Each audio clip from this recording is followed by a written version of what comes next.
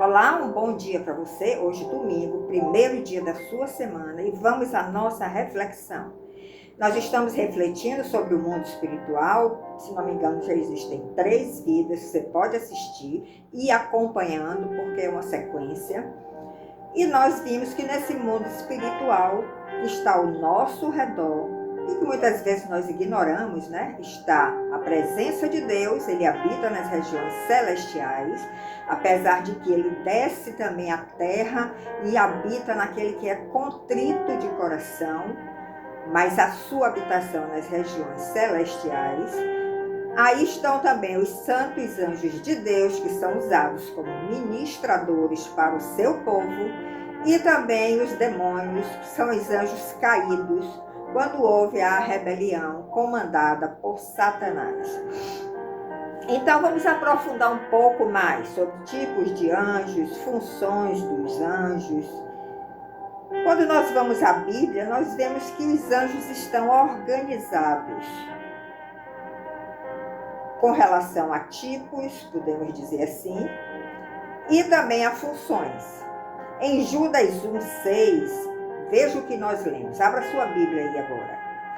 E os anjos que não guardaram o seu principado, mas deixaram a sua própria habitação, ou seja, falando aqui dos anjos caídos, deixaram sua própria habitação, que era a presença de Deus, diante da presença de Deus.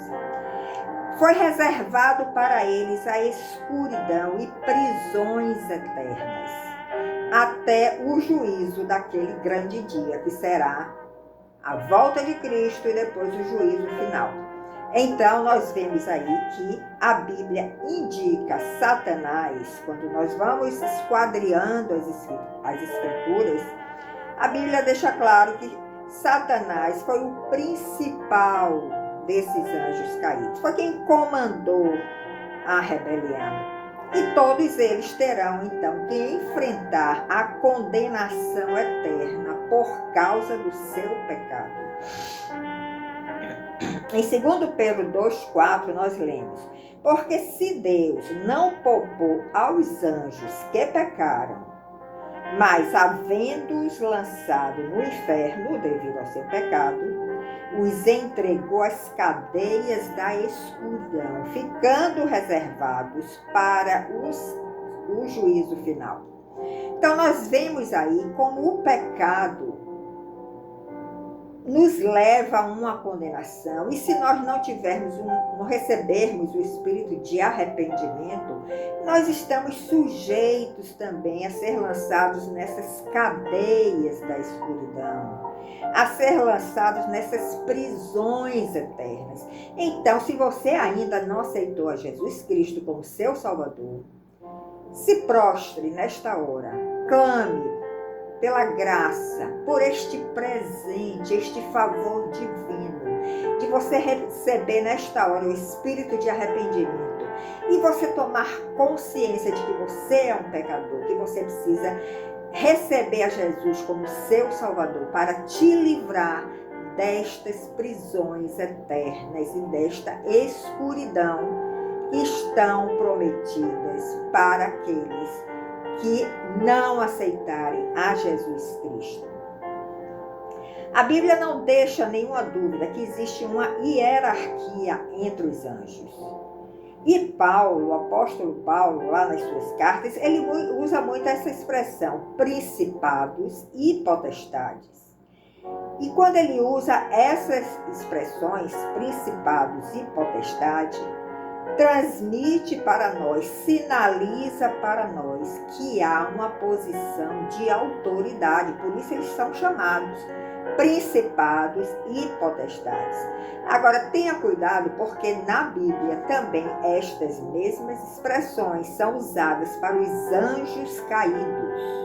Então você tem que analisar o contexto, você tem que observar se ela está se referindo aos santos anjos de Deus ou aos demônios.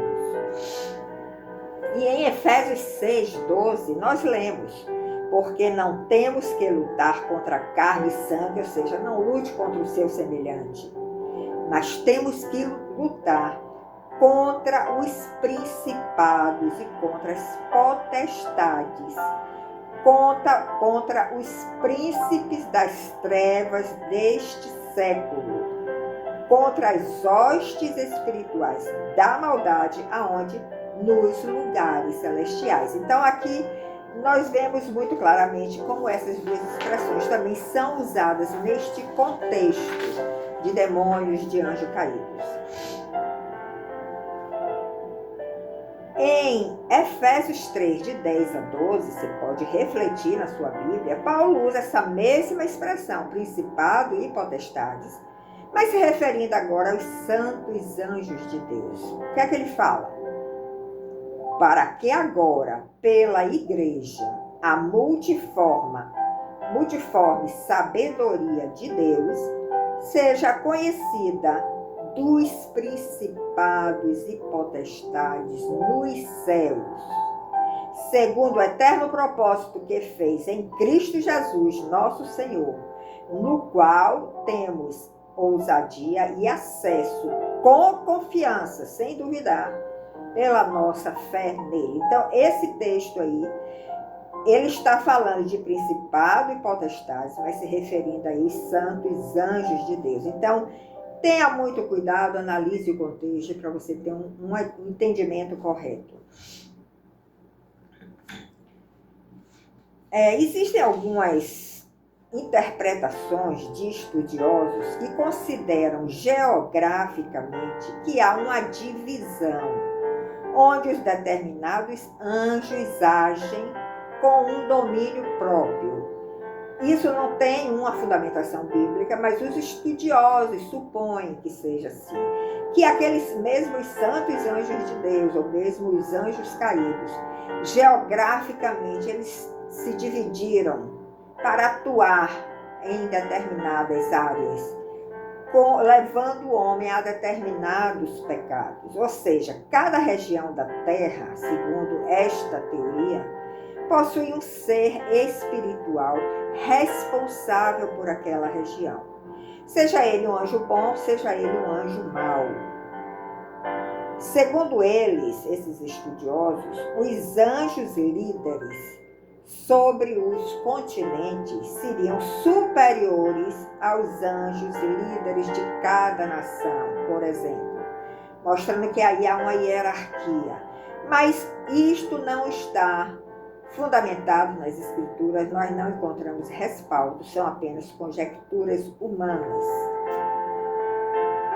Então vamos ter muito cuidado, porque o material que há sobre os anjos é muito vasto, mas nós devemos ter o cuidado de sempre analisar as escrituras. Agora, nós vemos também que o arcanjo Miguel, ele é apresentado pelas escrituras de uma forma muito clara, onde não deixa dúvida, que ele esteve lá no Antigo Testamento como protetor de Israel. Inclusive, Daniel viveu uma experiência com ele, quando ele lutou nas regiões celestiais para libertar o anjo que estava levando a mensagem de Deus para Daniel. Então, o arcanjo Miguel, isso é colocado de uma forma muito clara, não há dúvida. Ele tem esta posição de arcanjo, e é o único anjo que é chamado de arcanjo. No Antigo Testamento, nós vemos ele sempre como protetor de Israel. E no Novo Testamento, lá em Apocalipse, ele aparece lutando por toda a terra. Nós lemos em Apocalipse 12:7. Houve batalha no céu. Miguel e seus anjos, então está destacando aí o arcanjo Miguel, numa posição superior, porque ele fala, Miguel e seus anjos batalhavam contra o dragão, e batalhavam o dragão e os seus anjos. Então estava vendo ali, Apocalipse 12, na visão do apóstolo João, esta batalha que se travou no céu.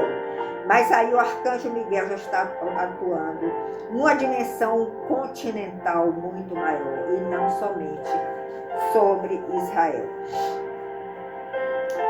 Nós podemos refletir um pouco sobre os diferentes tipos de anjo. Podemos começar a falar, por exemplo, do anjo Gabriel, que é muito conhecido de todos.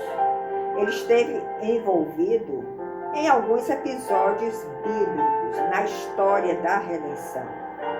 Mas nada é dito sobre o anjo Gabriel com relação a qualquer classe específica que ele pertence.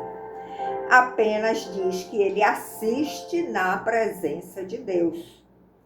Em alguns momentos, porém, a Bíblia fala em diferentes tipos de anjos, e nesse sentido, nós podemos identificar de uma forma clara 3 classes de anjos que são destacados de uma forma explícita na Bíblia.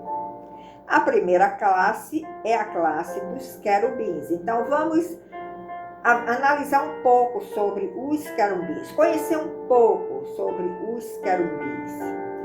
Quem são os querubins? Os querubins são anjos, são seres angélicos, criados por Deus. Todos os anjos foram criados por Deus. Deus não criou o anjo mau, ele criou todos bons, mas um terço dos anjos saíram da presença de Deus, caíram da graça e se tornaram demônios, mas ele criou todos os anjos bons. Então, os querubins são esses seres angélicos, criados por Deus e que são dotados de grande autoridade. Por que nós podemos dizer que eles são dotados de grande autoridade? Porque nós vemos em alguns episódios bíblicos como eles estão posicionados, se analisando um contexto.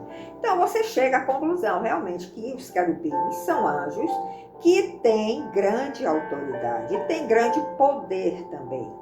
E na Bíblia eles estão sempre relacionados com a adoração a Deus e a revelação da sua glória, sua função principal, extraordinária. Adorar a Deus todo o tempo e revelar a glória de Deus. Os querubins aparecem pela primeira vez na Bíblia lá na queda do homem, após a queda do homem. Depois que Adão e Eva pecaram contra Deus, eles foram proibidos de entrarem ou permanecerem no paraíso. Eles não podiam se aproximar da árvore da vida, onde estava a sabedoria de Deus, que é o próprio Jesus Cristo. E Deus mandou que os querubins guardassem este acesso à árvore da vida. Então vemos aí os querubins como protetores. Você pode ler isso em Gênesis 3:24. Os querubins também são citados lá em Êxodo,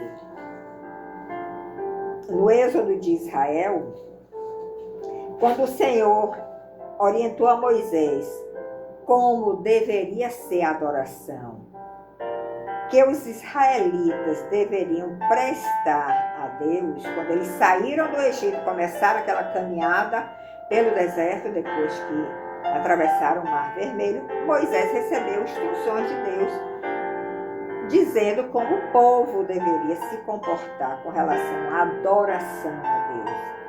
E Moisés foi instruído que colocasse 2 imagens de querubins que deveriam estar na tampa da Arca da Aliança. E nós conhecemos bem esta figura, né?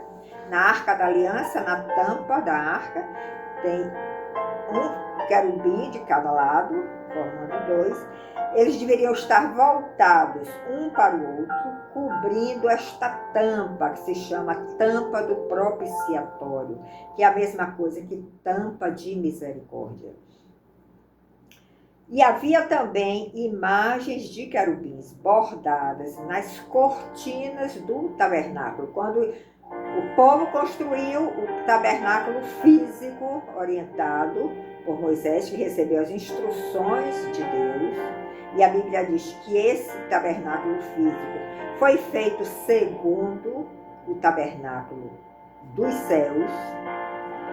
Havia aí também nas cortinas do tabernáculo imagens dos querubins, mostrando ali que o tabernáculo estava sendo protegido e guardado pelos querubins e, consequentemente, o povo de Israel estaria também debaixo desta proteção.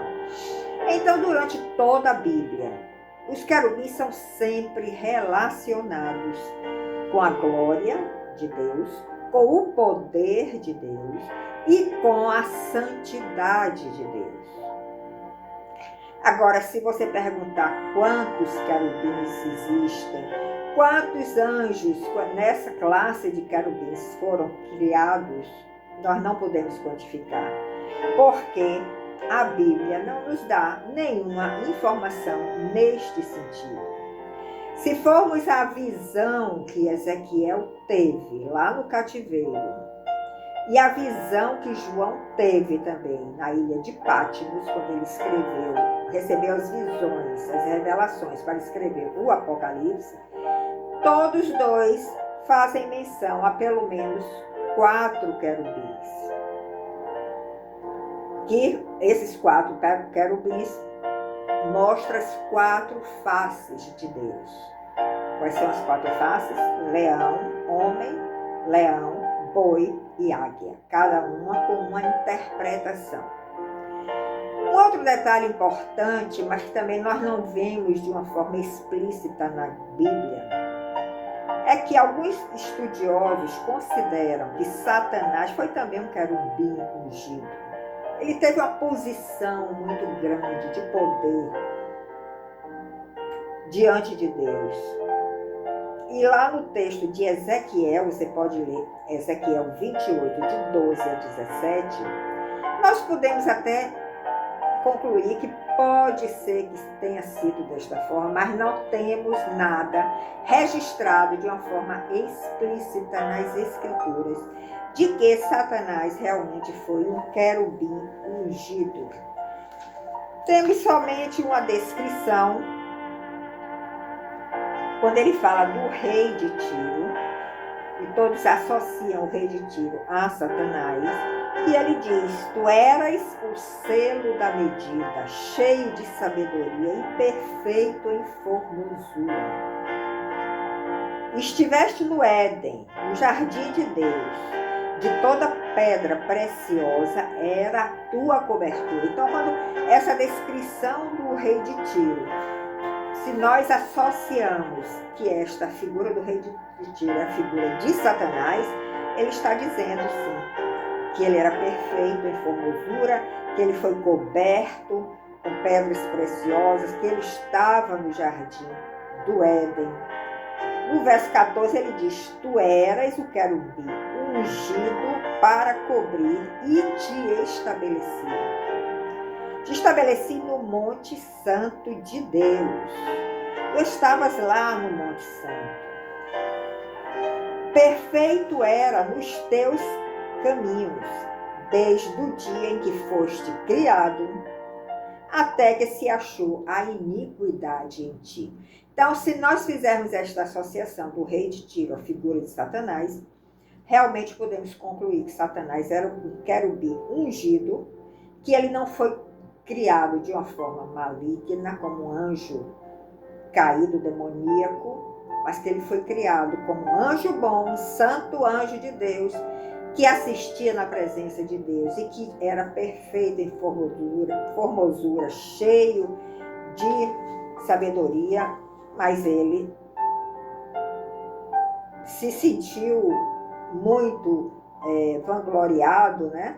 Muito orgulhoso desta posição. Cuidado com a posição, que a posição pode nos levar à queda.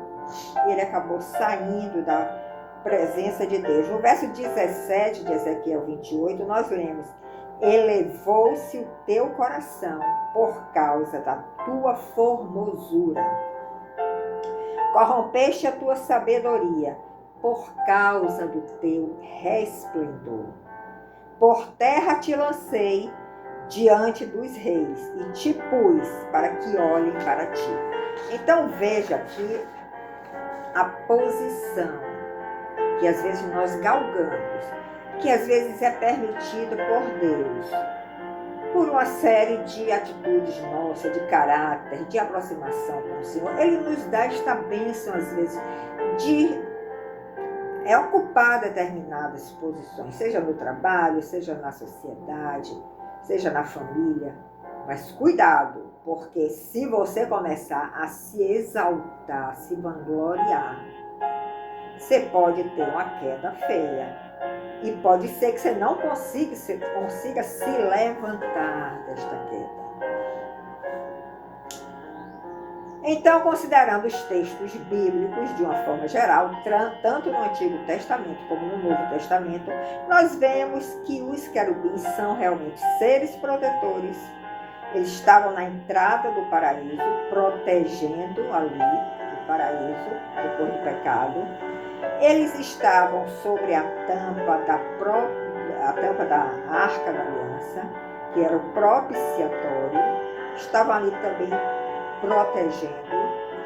E de uma forma poética, é dito que os querubins constituem a carruagem em que Deus desce à terra, indicando a categoria elevada que eles ocupam.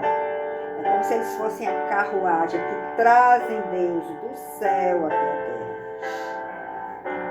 Os querubins sempre estão defendendo a santidade de Deus, que constantemente é ofendida pelo pecado. Então, os querubins são seres incorpóreos, eles não têm corpo, são seres espirituais, mas eles são dotados de uma pessoalidade. O que é que significa a pessoalidade? Podemos dizer, eles são uma pessoa, apesar de terem, são seres espirituais incorpóreos, mas podemos considerar como uma pessoa. Eles têm uma pessoalidade. Isso significa que eles possuem inteligência, significa que eles possuem responsabilidade moral, e eles são representados na Bíblia de várias formas. Eles podem, inclusive, serem representados através de uma mistura de semelhanças da forma humana e também com características de animais, como vemos na visão de Ezequiel e na visão de João, lá em Apocalipse. E aqui Ezequiel fala, capítulo 1, de 5 a 14, leia esse texto. E do meio dela saía a semelhança de 4 seres viventes, os querubins. E esta era a sua aparência. Ele vai descrever aqui a aparência dos querubins. Tinha a semelhança de homem. E cada um tinha 4 rostos, como também cada um deles 4 asas. E seus pés eram pés direitos, e as plantas dos seus pés, como a planta do pé de uma bezerra, e luziam com a cor de cobre polido. E tinham mãos de homens. Você vê que ele está misturando a descrição, a semelhança de homem com a semelhança de animais. Tinham mãos de homens debaixo das suas asas, aos 4 lados. E assim todos 4 tinham seus rostos e suas asas. Uniam-se suas asas uma à outra. Não se viravam quando andavam. Cada qual andava continuamente em frente. E a semelhança dos seus rostos era como o rosto de homem. E do lado direito, todos os 4 tinham o rosto de leão. Olha a mistura, homem e animais. E do lado esquerdo, todos os 4 tinham rosto de boi, os 4 querubins. E também tinham rosto de águia, todos 4. Então, se você continuar lendo até o verso 14, você vai ter essa ideia, como Ezequiel e como João tiveram essa visão dos querubins e deixaram aqui registrados. Ele ainda diz lá, no verso 14, que eles eram seres viventes que corriam e voltavam à semelhança de um clarão de relâmpago. Ou seja, eles são muito velozes. No momento que ele está aqui, ele de repente não está mais, ele já está em outro lugar. Como um clarão de relâmpago. Então, se você for em Apocalipse 4, de 6 a 9, você vai poder comparar também esta visão do apóstolo João com a visão do profeta Ezequiel. Essas representações dos querubins podem ser interpretadas de algumas formas. Alguns estudiosos acham que essa interpretação deve ser literal. Outros acham que deve ser uma interpretação simbólica. O fato é que tanto Ezequiel como João penetraram na eternidade de Deus, e por eles terem penetrado na eternidade de Deus, eles receberam esta visão. Você quer ter visão do mundo espiritual? Vamos refletir um pouco sobre visão. No nível natural, nós vemos que a visão é a capacidade de perceber, de interpretar a luz, de interpretar as cores. E quando nós temos a visão natural, nos é permitido viajarmos, conhecermos o mundo ao nosso redor, no nível natural. Então, nós temos esta capacidade de detectar e processar as informações visuais que estão ao nosso redor. Podemos dizer também que a visão natural pode ter diversos significados, como ver objetos, perceber a luz, perceber as formas. Podemos dizer também que a visão pode se referir a um ponto de vista. Qual é a sua visão sobre determinado assunto? Você vai dar o seu ponto de vista. Qual é a sua visão sobre tal pessoa? Você vai dar o seu ponto de vista sobre aquela pessoa. Então aí você já está saindo do plano físico e entrando no plano mais subjetivo. A visão também podemos entender como uma meta a alcançar, né, no plano natural e no plano espiritual. Porém, a visão espiritual, que foi o que aconteceu com Ezequiel e com João, refere-se à capacidade de perceber e compreender a realidade espiritual que vai além do mundo físico, que vai além desse mundo material que nós vivemos. Quando nós temos a visão espiritual, nós vemos além das aparências superficiais. Nós vemos a presença de Deus, nós podemos ver os anjos, os espíritos de uma forma geral. Então, a visão espiritual proporciona uma compreensão profunda da vida, proporciona uma compreensão profunda do universo e da natureza humana. Então, você sai da superficialidade, você vai começar a entender o homem de uma forma diferente, o universo de uma forma diferente, a natureza humana de uma forma diferente. E a visão espiritual promove em nós um crescimento pessoal, porque você vai entrar em outra dimensão, você vai ter acesso a outras informações, que só com a sua visão natural você não tem esse acesso. Então você cresce como pessoa, você cresce no seu interior, você cresce no seu íntimo. Há uma transformação que começa a acontecer no seu íntimo. E assim você se torna capacitado para ajudar melhor ao próximo. Nós podemos desenvolver essa visão espiritual através da meditação na palavra, através da oração. Quando nós desenvolvemos uma conexão mais profunda com Deus, através da nossa entrega maior aos caminhos do Senhor. Se você estabelece essa conexão cada vez mais profunda com Deus, você vai começar a entrar nesta eternidade de Deus e você vai começar a visualizar este mundo que Ele habita. Agora eu quero finalizar lembrando aqui do livro de Joel. Vocês podem ler o livro de Joel, é um livro curto. E no livro de Joel, nós começamos a ler no capítulo 1 sobre o que vai acontecer na terra, todo o juízo que cairá sobre a terra, tudo que a terra sofrerá no momento, né, da segunda vinda de Cristo. Isso está muito descrito também lá em Apocalipse. Mas lemos também em 2,12 que o Senhor começa a derramar sua misericórdia para aqueles que se converterem.